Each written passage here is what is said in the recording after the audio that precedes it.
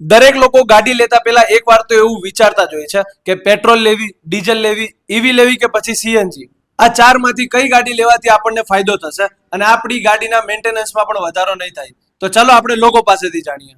જો અત્યારે ગાડી લેવી હોય તો પેટ્રોલ, ડીઝલ, ઈવી કે પછી સીએનજી કઈ લેવાય? મારી પાસે તો પેટ્રોલ છે, પણ હું તો એટલું જ કહીશ કે પેટ્રોલ ન લેવાય. કેમ? કારણ કે પેટ્રોલ એટલું ખાય છે ને કે ખીચું ખાલી થઈ જાય છે. ભાઈ જો કોઈને ગાડી લેવી હોય તો પેટ્રોલ, ડીઝલ, ઈવી કે પછી સીએનજી કઈ લેવાય? ભાઈ ગમે એ ગાડી લેવાય, આ ડીઝલ ગાડી ના લેવાય. કેમ? આ મારી ગાડી જોઈ લો, 2 વર્ષમાં ખખડી ગઈ છે હાવ. મારી પાસે તો ઈવી છે, પણ ઈવી ના લેવાય. એનું કારણ છે કારણ કે જો કંઈક દૂર જવું હોય ને તો તમે ના જઈ શકો, વારે વારે ચાર્જિંગ કરવું પડે. તમને ચાર્જિંગ સ્ટેશન હજી એટલા બધા નથી, જેટલા પેટ્રોલ પંપ છે, જેટલા સીએનજી સ્ટેશન છે, એટલા હજી ઈવી સ્ટેશન નથી. મારા મતે સીએનજી ગાડી અત્યારે બેસ્ટ ઓપ્શન છે, કેમ કે હું 2 વર્ષથી સીએનજી યુઝ કરું છું.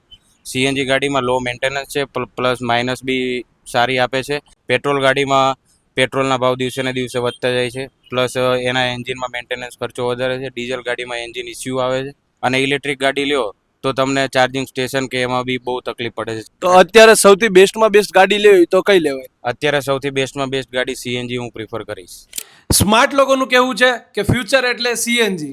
અને જો તમે પણ સ્માર્ટ છો તો આજે જ ગ્રીકો સીએનજી નો કોન્ટેક્ટ કરો, કેમ કે તેઓ 15 વર્ષ કરતાં પણ વધારે વર્ષથી સીએનજી કિટ ફિટિંગ કરે છે. તેઓની આ સીએનજી કિટ ગવર્મેન્ટ અપ્રૂવ છે અને સેફટી સર્ટિફાઈડ છે. તો તમે પણ સ્માર્ટ બનો અને ગ્રીકોની સીએનજી કિટને ફિટ કરાવો. Comment CNG two get the link.